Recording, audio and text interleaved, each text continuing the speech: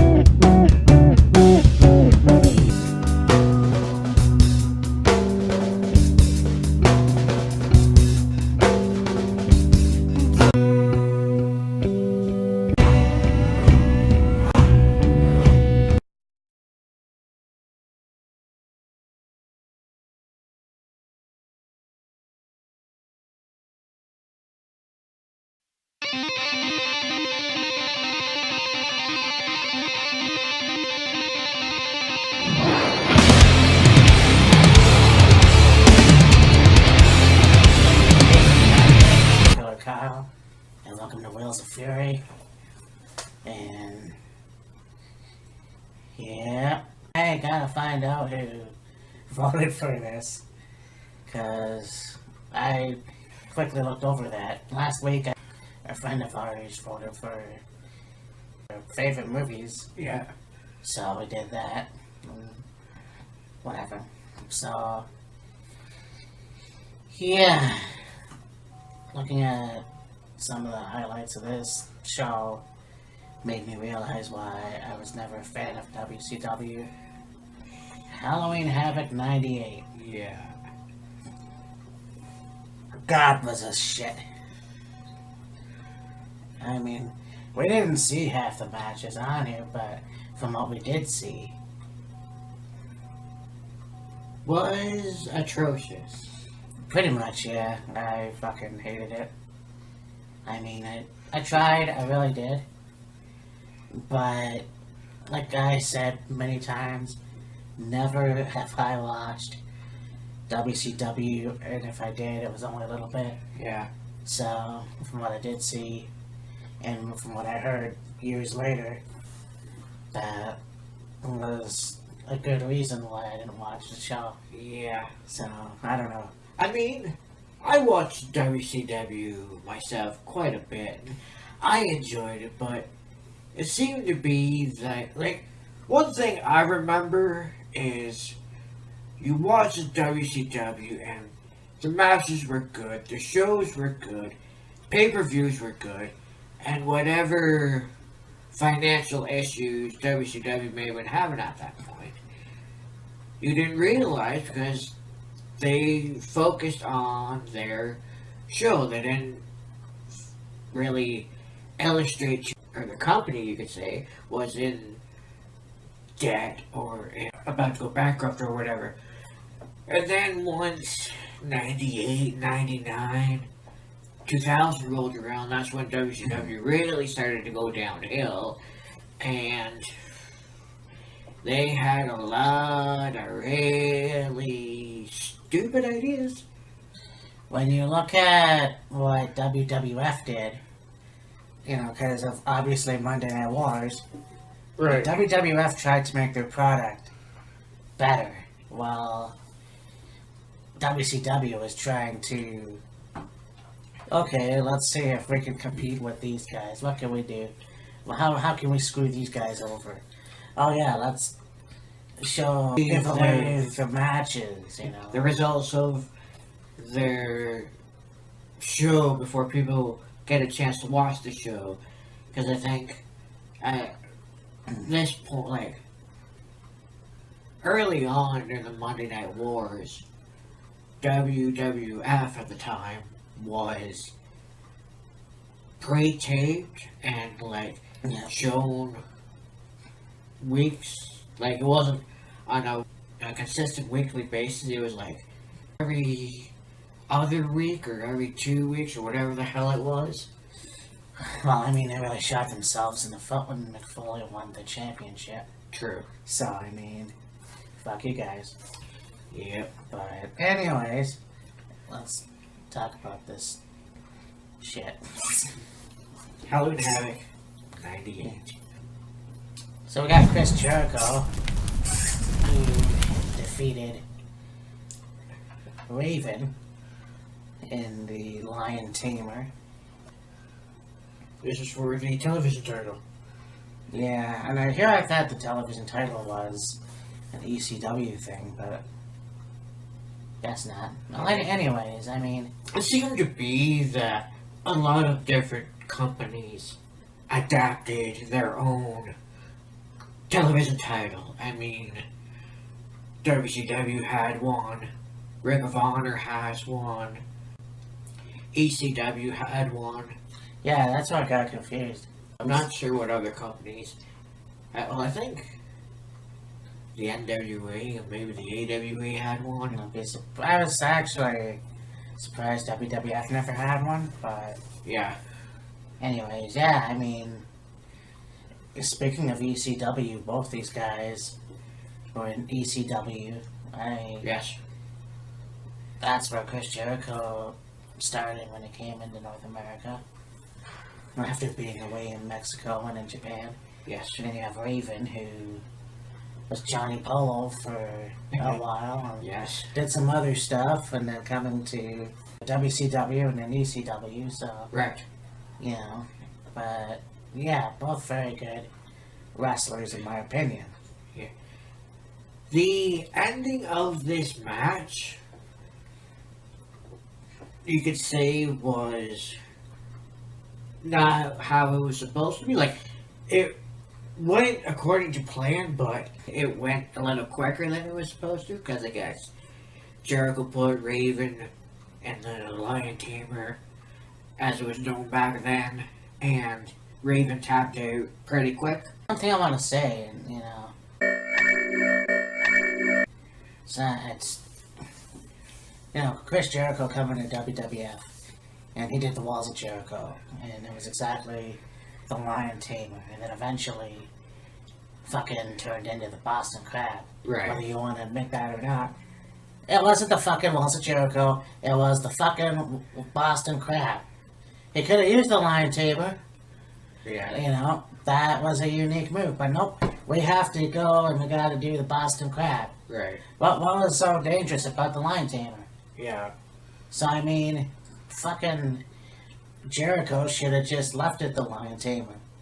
I don't know what happened along the way, but it just kinda sucked. I mean, that's just a little nitpick, but that's kind of what pisses me off, is that you took the Boston Crab and you just gave it another name. Yeah. So, I mean, you look at the Texas cloverleaf. Yeah, it's a different maneuver, but essentially it's a Boston Crab. Just instead of you hold both legs, you step over, you kind of figure four the legs, if you will, and then step over. yeah, it's like the Boston Crab meets the sharpshooter in a way. Sort of, yeah. Maybe, yeah. So then we have, Wrath against Maine.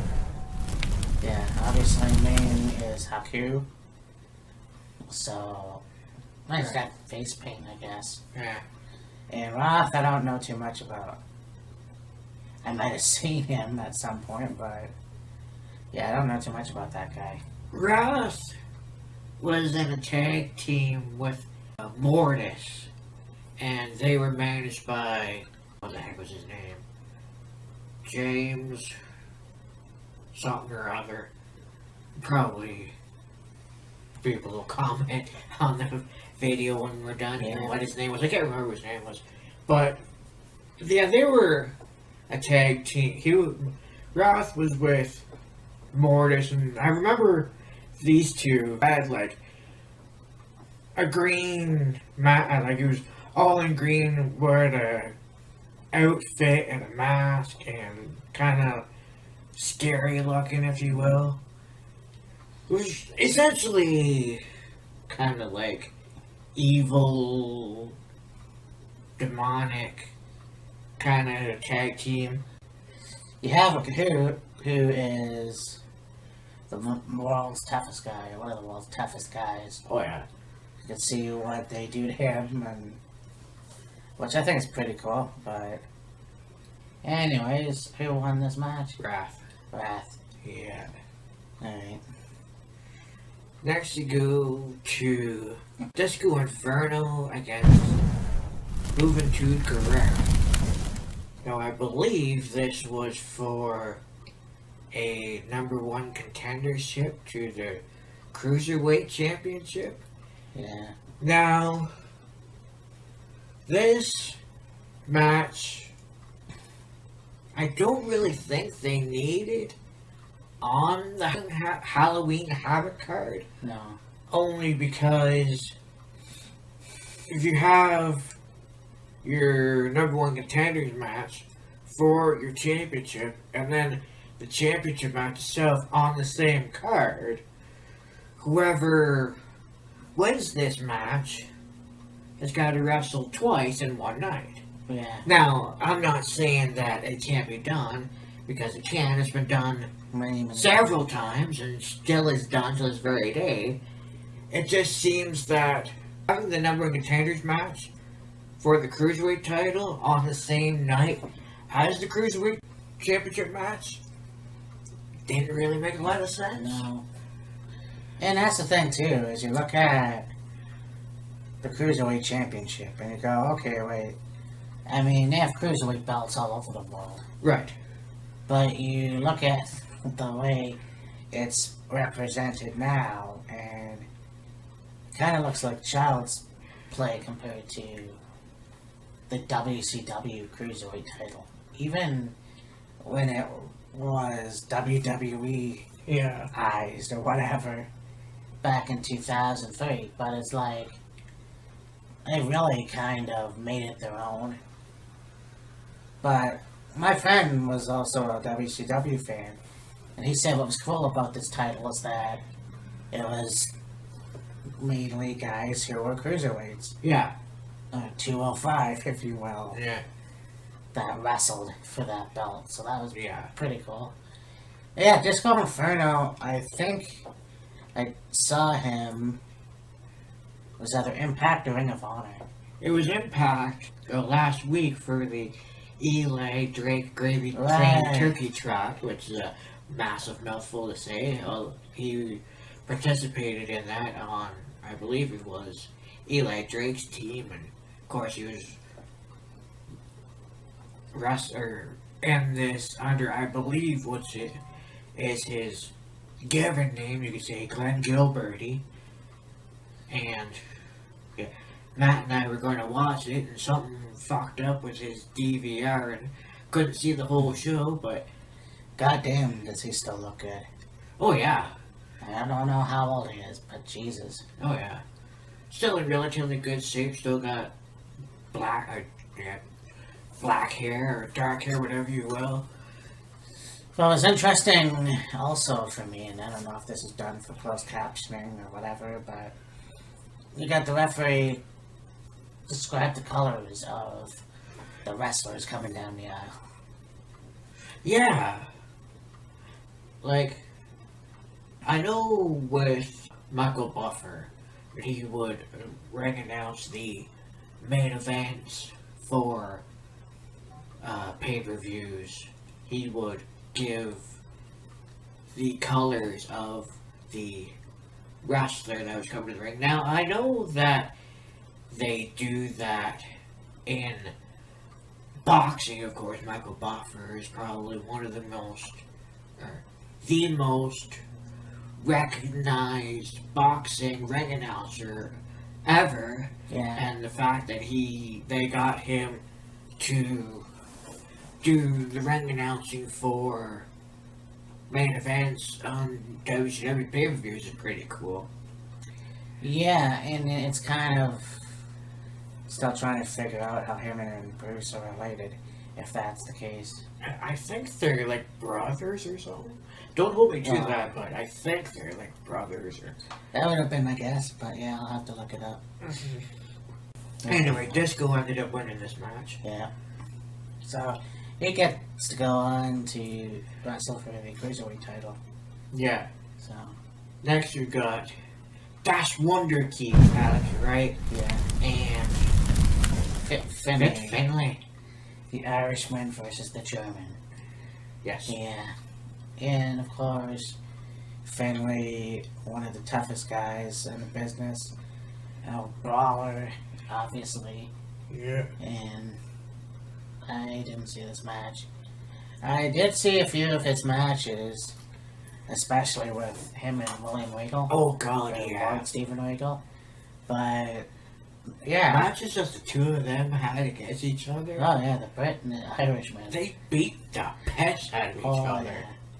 And I think that goes along with European style too. Like, Yeah.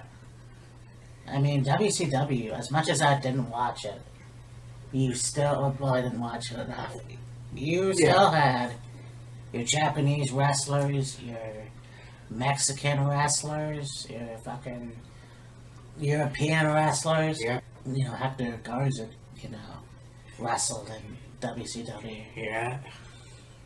Oh yeah, there was several different wrestlers that you would see later on, maybe with another company that wrestled either short term with WCW or maybe like a year or whatever with WCW. I mean, AJ Styles competed in WCW. I think that was The last, within the last year of WCW's existence. yeah, which I find pretty cool. Yeah, One of the before. last guys to wrestle in WCW. Right. And, you know, of course, it's Atlanta, so, Yeah. yeah.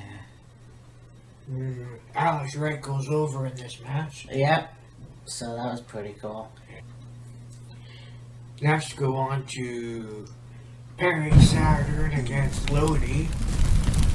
And Now who Lodi is.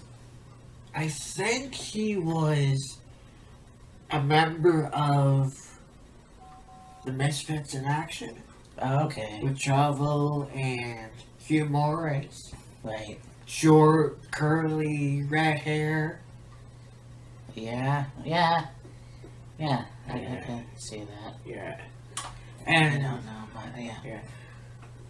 so Very Saturn. we picked up from a review we saw of this event before we are doing this is this pretty much was a squash match for Perry Saturn. Oh, yeah. Yeah, Perry Saturn's career was interesting for sure. I mean, like we talked about last week, I think it was, him beating the shit out of the jobber guy in WWF before the Moppy gimmick. Yes. Yeah, that whole moppy root gimmicks they had him doing, I mean, was funny, was pretty entertaining, but you had to feel sorry for fucking Saturn. Yeah, I guess. I mean, when I watched, I mean, even back when I watched it, it was like, what are they catering to fucking preschoolers or something? I don't know. It was just weird to me, that's all. But, you know, Yeah. Perry Saturn is ill right now. I'm not quite sure what he has. But it's not good, I guess. Anyways. Enough of that. Yeah. One thing they will say about Perry Saturn is he was actually a very good wrestler. Yeah. Good. He had arsenal of suplexes and submissions, and was a very strong physical guy. Now, he wasn't one of those wrestlers that solely relied on strength. He would use a mix of different things in his matches, whether it be drop kick or power slam of some kind or whatever. But yeah, Lodi, not really much can be said about that guy. Yeah, for sure. Unfortunately, but it's the truth. Yeah. And now we'll go to the Cruiserweight champion, Billy Kidman, against the already mentioned number one contender, the Disco Inferno. Yeah, of course, we all know that Kidman dated Tori Wilson. Right. You know, his his role in WWE didn't last too long. No. Unfortunately. He's an agent, but Yes. it's, it's too bad how that worked out. I mean, he had an interesting feud with Paul London. Yes. Now, his stuff in WCW, I'm not quite sure about. I think I saw like maybe 2 or 3 matches from him. Well, Kidman originally started, I believe, started out as a member of Raven's flock. Oh, okay, yeah. And then he was either kicked out or rebelled against the flock or whatever and went on his own and had actually a pretty good career in WCW. Yeah. Was Cruiserweight champion, I think even WCW Tag Team champion, and did very well for himself in WCW. Right. Yeah. And Disco Inferno, well, Disco Inferno was one of those guys that you could say was almost the, I don't know, I'm probably gonna get either praised for this or ripped to shreds for this. Nah, just leave it down below. Nobody really pays attention. You could say Disco Inferno was the Kurt Hawkins of WCW. I actually agree with you on that. I mean, the gimmick was okay, but just not something. I mean, Disco Inferno ended up as I believe, Cruiserweight champion, Yeah. and I think United States champion as well, but didn't really have the very best win-loss record in WCW. So, yeah. Shit. Although, I've seen, what was it, Monday on Raw? Or Tuesday? Whatever the frig it was. But apparently, Kurt Hawkins is Braun Strowman's replacement in the mixed match challenge with Ember Moon. Okay. Well, yeah. Well, I mean, Hey, good luck, Ember. You're gonna need a girl. well, that too. But fucking Strowman's out with a bad elbow. Well, yeah, but still. Man, my hand. Yeah. Anyways, Ken wins this match and retains the Cruiserweight Championship. And next we go to Rick Steiner and Buck Bagwell against the Giant and Scott Steiner. This is for the WCW Tag Championships.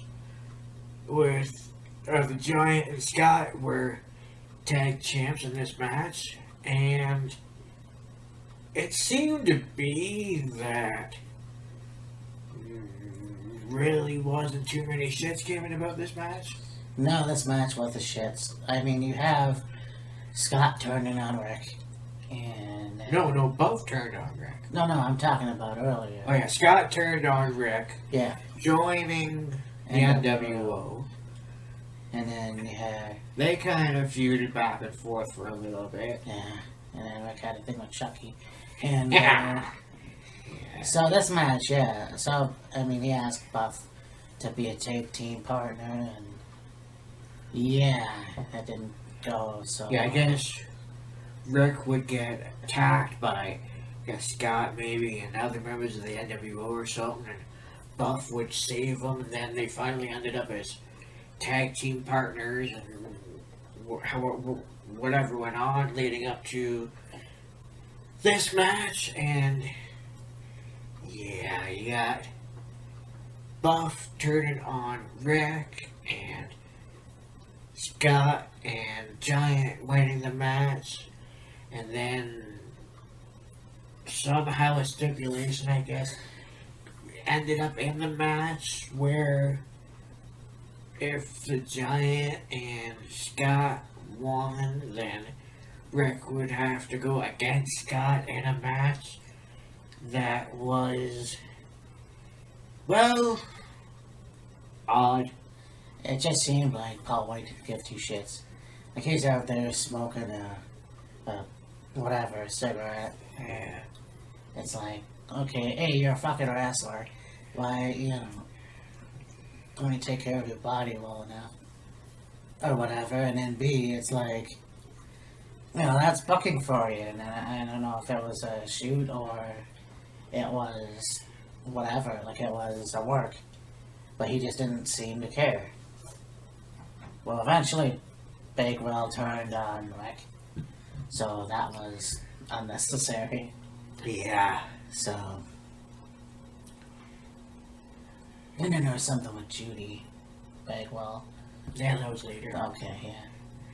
But then, after this, you go to Rick against Scott, and apparently there was Buff Bagwell coming out trying to, like, all dressed in a suit and wearing a fucking Bill Clinton mask or whatever. Right. And I guess beating up Scott or something, and then Rick ended up winning the match. I don't fucking know. That's how stupid it was. And that's why I never liked WCW. Then we go Yeah. to a battle of the outsiders. Scott against Kev. Yeah, last call, Scott. Mm. And, it's a shame that, and it's almost like Jake Roberts being exposed and Hawk being exposed with alcoholism. Yeah. Scott Hall definitely had an issue. Eric Bischoff said that he regrets exposing that because he didn't know how severe Scott Hall's drinking was. Right. Jack off. Right. But there it is. And Scott basically was. And again, it could have been acting. Like, I don't know. Well, he could have been, quit drinking for years and then got right back on it. I don't fucking know. Yeah. But it is what it is. Kevin Nash had enough of it, so. Yeah. I mean, there it is. Okay. Yeah, Scott ends up winning the match, and basically, collection of this is like Kev was beating up on Scott, and Scott, I guess, wasn't putting up too much offense, and then like Kev jackknife powerbombed Scott twice, and was like, "Fuck this, I'm done. I don't give a shit anymore," and walked off. Exactly. Yeah. Yeah, it's the way it is, it's, you can't have your pay-per-view in order. But, that's fucking... Well, I mean, it's pretty damn hard to have a match with somebody that's... inebriated. Exactly. So, I get it, yeah. No, I definitely fucking get it. Yeah. It's kind of hard to work with people. But you had Hawk and Scott Hall and Eddie Guerrero and all those guys. Most of those guys who fucking had a few too many before matches. And Well, Eddie's problem was more drugs than alcohol. yeah. And I mean, during the period of time that Eddie was having the drug problems, like, you could probably tell by looking at him, but he could still fucking wrestle, no problem. Oh, there's a match. I can't remember who it was. I'll have to look that up if I can find it. And they mentioned that they had wrestled Eddie in a match, and he was high off his rocker. Right. Or drunk on, whatever. Yeah. You know, but that's kind of how it was. And unfortunately, I believe that's what took Eddie Yeah. in the long run. And that's kind of what happens. You have drug and alcohol issues, and then you get sober, but unfortunately, it's too late Yeah. most of the time. I'm fucking surprised that Jake is still alive. Yeah. So, well, fuck Scott for that matter. Yeah. But Yeah. Then go to a United States Championship match between Bret Hart and Sting. And this match seemed to go really off the rails. yeah, and I kind of feel bad for Brett because, and again, it's all about money and blah blah blah. Even though you said you were greedy for respect and not money, so fuck you for that, Brett. You know, going over to WCW, and did he have a good run? Probably. I mean, he was WCW champion, and he was the United States champion. You know, whatever. But do you really look at his time in WCW and go, well, actually, he did better at WWF? I don't know. Like, I don't fucking know. Yeah. The guy was 5-time WWF champion. Right. So, how the fuck can you go from that, go to WCW and say, well, I mean, I don't think he was as much world champion as he was in WWF. Right. And then, of course, the whole botch kick from Goldberg, Yeah. you know? It's just like fucking, you know, and I'm sure that Bill apologized years later, but Yeah. it was fucking just not something. I don't know. I was very disappointed when Brett left WWF. Well, see, like, here's my opinion. Yeah. Brett left WWF because he was pissed about the whole Montreal Screwjob thing. So he thought, oh, I'm pissed off at WWF. I'm gonna go to greener pastures and still wrestle and make better money and all this other stuff.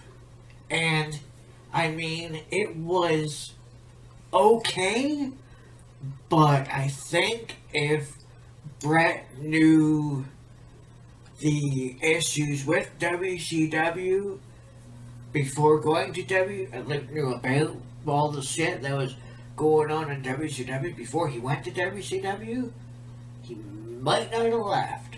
Look at the guys that got fucked over by WCW. Got Bret Hart, Roddy Piper, maybe.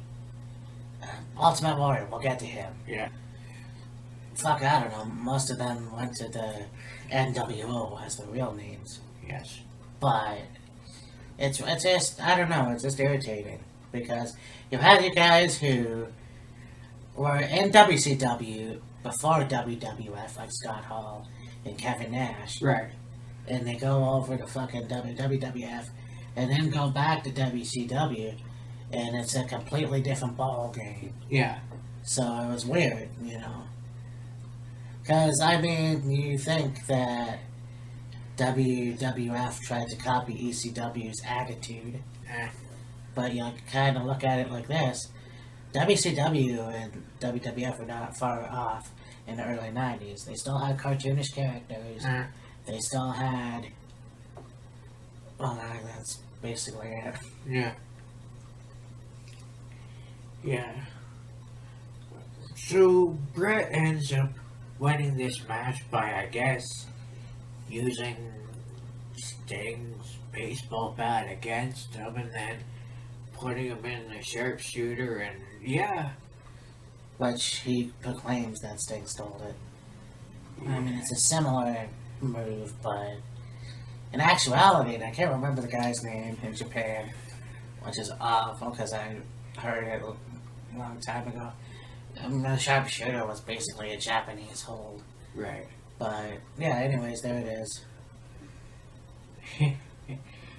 And now we get to probably the worst match of the evening. Do you want to go off on this one? Do you want me to go off on this one? You see, this is my problem right here. Now, back in 1990, my older brother wanted to go desperately to WrestleMania 6 because it was in the Sky Dome. And then, unfortunately, that didn't happen. So, Ultimate Warrior beat Hulk Hogan in a champion versus champion match for the WWF title, and he relinquished the Intercontinental title, and then he got fired, and then he came back, and then he got fired, and then he came back, and then he got fired, and then he fucks off to WCW. Well, Hulk Hogan's already there, but at this point, he became NWO Hollywood Hogan. Right. So, we go on, we have this boring-ass fucking speech, or when Warrior comes back and he's like, "You were great, but I was ultimate." Ah! Really? That's what you want to go off on? So, again, it's all these vignettes, and, Hogan looking at the mirror and seeing fucking Warrior behind him. Whatever. So, okay, let's think about this for a second. How did you think this match was gonna go? Because it wasn't gonna be fucking WrestleMania 6 style. No, this was gonna be NWO Hogan. And I praise Hogan for acting all scared when seeing the Warrior come down to him. Right. In his debut or whatever. It's just, it was the shits. That's all I have to say about this match, but, you go ahead. One thing I really think that somebody should have done was teach Hogan how to properly throw a fucking fireball, because he screwed that up so goddamn bad. I'm surprised he still had hair. Eyebrows and fucking hair. Yeah. Well, not that he had nothing up to, whatever. Like, still had a beard and the long hair on the back of his head. Because, you can see in the match, he pulls out this little Ziploc sandwich bag or whatever, and it's got, the flash paper and a lighter. And basically all you gotta do is just light the paper and go like that with your hand and ooh, fireball, and have a big show, have a big ooh ah moment. Well, ooh ah, holy fuck, it sucked. Fucking, yeah, the building was like, you could hear a pin drop in that goddamn building. That whole match went over about as well as the fucking gobbledygooker. Yep, it's like a fucking church. Exactly. As well as Judy Bagwell in a pole match, bro. I mean, this was the shits. And I feel for everybody who had watched the fucking show, because they thought they were gonna have the same magic as they did in WrestleMania 6 at the Sky Dome. No. This was completely fucking different.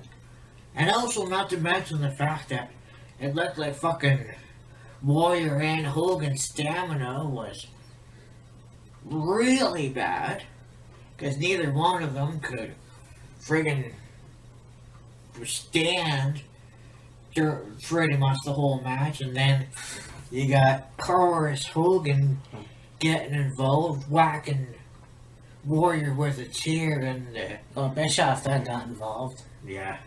trying to distract the referee, and then, yeah, so basically, Hogan got his thing with the Warrior. Hogan got his revenge, or whatever the fuck you want to call it. You look at his feud with the Warrior, and then you go to 2002, or 2003, Yeah. and you look at his feud with Undertaker. It's just bullshit. I mean, we just wanted Hulk Hogan to get one over on the wrestlers to make it fair, but nope. He feed his ego, and it was a shit match. Yeah. So, really, So yeah, this match just was stupid.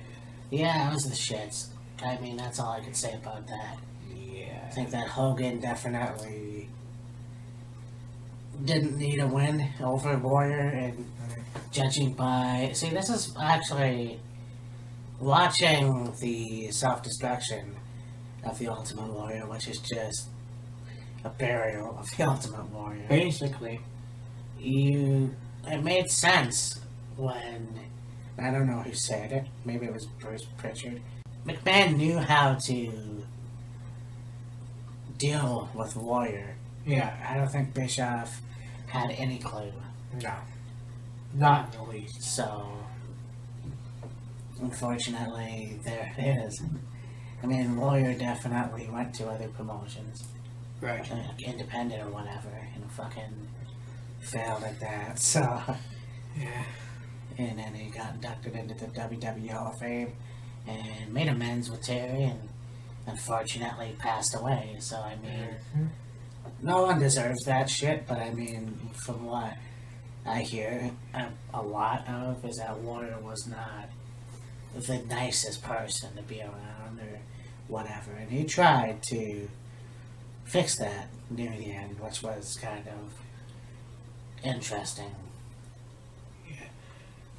It was almost as if that maybe he didn't know that he was going to pass, but whenever it became his time to go, you could say, he wanted to make peace with everyone Yeah, before he left this world. yeah, I guess. Just so that, he, for himself, and I guess for all the people that he wronged, Yeah, can, apologize and mend fences and all this other stuff.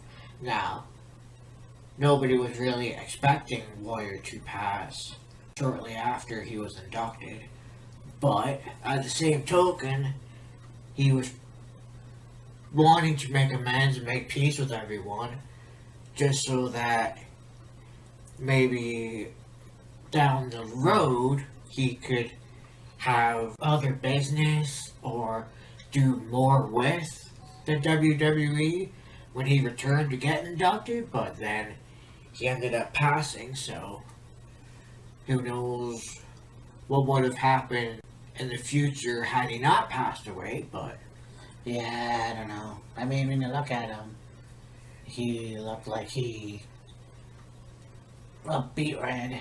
He looked stiff. So I really don't know. That's kind of yeah. weird how that works, but he was never really a well-liked guy, so. And then there's Hogan, which, you can say what you want about him. I don't really have that much of an opinion, and you've seen my our videos, and Yeah. my personal videos from years ago. Berating the guy, so. Yeah. I mean, they did a lot of great work for charity, but it was, his ego that got in the way of most of it. Yeah, you can see that. So, yeah, it was not a good match. And our main event of this particular evening was for the WCW Heavyweight title. Champion Goldberg against the number one contender from War Games, Brawl Brawl 98. The man of the diamond, Oh, right. DDP, Diamond Dallas Page. Yes, and of course, Goldberg! Exactly. And he just pointed something up to me, actually, and I can just picture it in my head. Yeah. The whole. They was in Japan, actually, when he went from his hotel to. Yeah. Which I kind of find hilarious for some reason. Yeah, I don't know. Matt and I were having a conversation before we did this video, and I said to him, I remember him and I one time, a while ago, watching stuff on YouTube, and we were watching something from Japan, and there was a match with Goldberg against somebody, I can't remember who it was, and usually they would show Goldberg walk from his dressing room out to the ring. This was a big thing they did in WCW, just kind of to be different, I guess you could say, because, like, you might have seen wrestlers on their way to the ring at, like, in, say, yeah, like Boston Garden in the 80s. Yeah. Like Hulk Hogan or Roddy Piper, whatever. But it wasn't really ever a consistent thing. So WCW, to have the aura of Goldberg be that much more on a higher level, you could say, every time, well, I'm not sure when they started doing it, but they would show Goldberg headbutt the door, open the door, walk out, and of course be Hashtag for heads to doors. flanked by security through the backstage area, and then him walk out on the stage and the whole sparkler entrance thing, and then the breathing of the fire, the pyro, and throwing kicks and punches and that, and then him getting escorted by more security, or the same security backstage, I guess, to the ring, and then have his match. Well, on this one, it looked like they decided, hey, why don't we up the ante and show Goldberg go from, I guess, like a hotel or whatever he was staying at, just up the street. I think it was at like the Tokyo Dome where this match took place. But like go from where he was staying through the streets of Tokyo to the Tokyo Dome, inside the Tokyo Dome, through where hallways and that, to a dressing room. The door closes, and then they show the crowd and the music's going and whatever. Maybe a couple minutes go by, whatever. Door opens up, back up. There's Goldberg, all decked out in his ring gear. Leaves the dressing room, walk to the entranceway, and go to the ring and have his match. Right. Now, the unfortunate thing was when it came time for this match to take place, they maybe got a couple minutes into the match and then the pay-per-view ended because they went overtime. Yeah. And a lot of people were really pissed off Yeah. and demanded refunds because, like, this was in 98, and I'm sure back then it was probably, I don't know, 25, 30 bucks roughly. Well, think about it too, is that For a pay- it's not the only match that ended like that abruptly. You had, and I think it was, I believe, Halloween Havoc 96, which I told you about earlier, when Roddy Piper came out Right. and started talking, and then that was the end of the pay-per-view. The match didn't really go, it stopped, basically. And I remember watching that, and I was pissed the fuck off. Well, true, but I mean, this match seemed to be, like, highly anticipated. Goldberg against DDP. Can DDP finally win the world title? Win the big one? He hasn't been world champion before. And, can he beat Goldberg? Will he be the one to beat Goldberg? And, go through the whole introductions and start the match and then fade to black. And then, like I said, a lot of people were pissed off about it and demanded refunds from their cable subscriber or whatever. And then to make amends for that happening, the following night on Nitro, they showed the match in its entirety. Now, I remember watching the Monday Night Wars thing on the WWE Network. And I guess a lot of people were under the belief that this was a publicity stunt, that they intentionally ended the pay-per-view early just so they could show the whole match on free TV, if you will. And Tony Schiavone was like, that wasn't the case at all. We went overtime, like, we went longer than we were supposed to, and so by the time it came for the match between DDP and Goldberg, Yeah. the match started, and the company, I guess, whatever, that's the allotted time, can't give them any more time, and cut it off. Yeah. That really is the reason why WCW failed. That's most of the reason why WCW failed. You know, the pay-per-views ended in, like, shitty. Yeah. The matches were kind of shit. What was really cool about it was the fact that they brought in wrestlers from Japan and Mexico and England and in Germany, whatever, in Europe. And that's basically what it was. It was pretty cool. But you had the NWO, the LWO, other variations of that. Yeah. It wasn't like back, when they had the Four Horsemen. Right, yeah. Or fucking original guys. Like Yeah. Marvelous Mark Merrow. Or fucking, Johnny B. Bad. Yes. And a lot of that shit too. But it's just the way it is, Speaking of originals, we talked about Hall and Nash. Yes. Before they came to WWF. Right. Look at that. Medusa.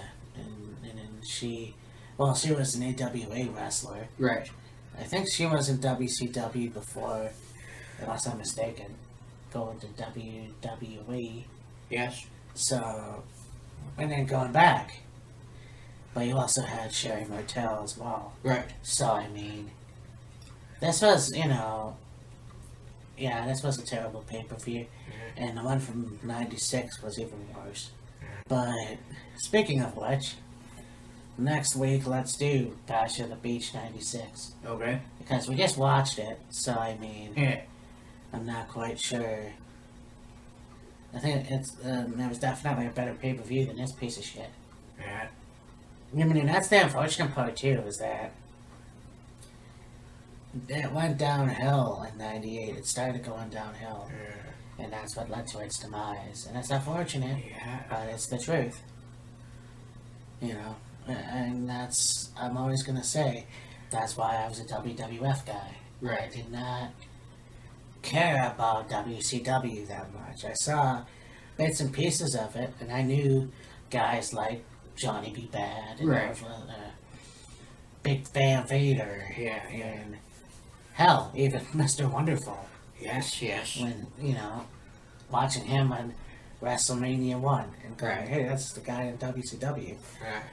That's basically my ties to WCW. And I did watch a bit of it, but it's kind of, interesting. I wish I was a more of a fan, because you get these guys who are, the real wrestling fans that watch both WCW and WWF. I'm sure they have their favorites, Yeah. but, I mean, like I said, there's a definite reason why I was a WWF fan. Right. So, Yeah. yeah.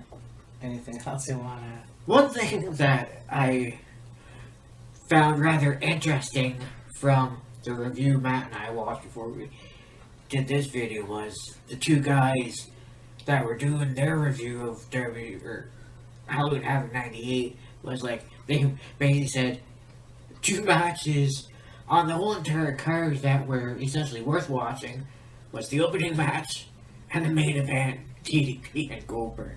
Yeah. The rest of the card was fucking shit. Oh, for sure, yeah. Yeah, so that's rough. Pretty much. So, Yeah. Usually with pay-per-views, there's some matches that maybe talk about the whole match or memorable moments from the matches and favorite moments in the match and whatever.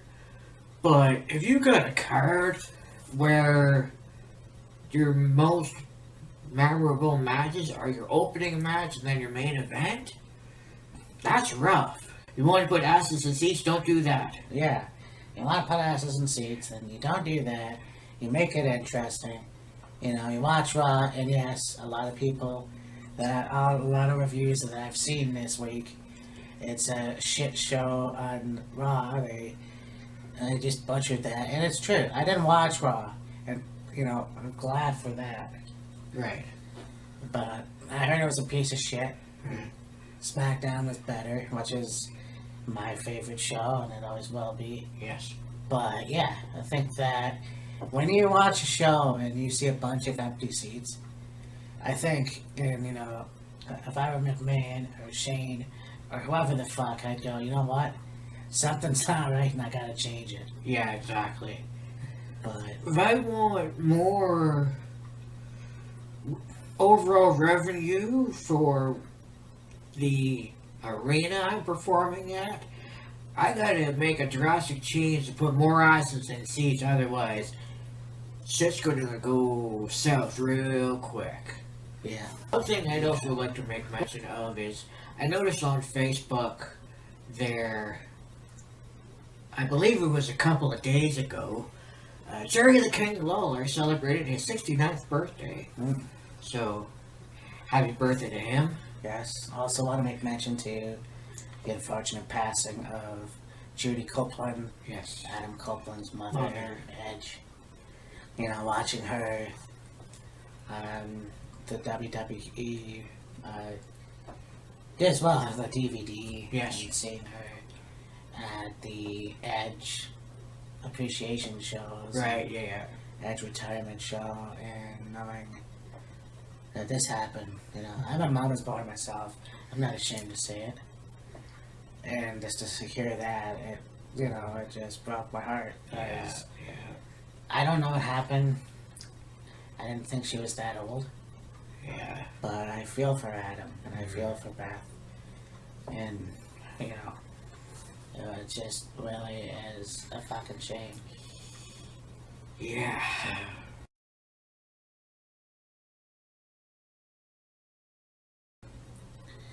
With that, yeah, it's next week. I guess we'll do another WCW. Yeah, next week we'll do probably WCW Bash of the Beach 96. Yeah, go back to when I was 11, and that's another groundbreaking show, kind of. Yeah. Anyways, for me and Matt, this is Killer Kyle, and we'll talk to you soon. Deuces.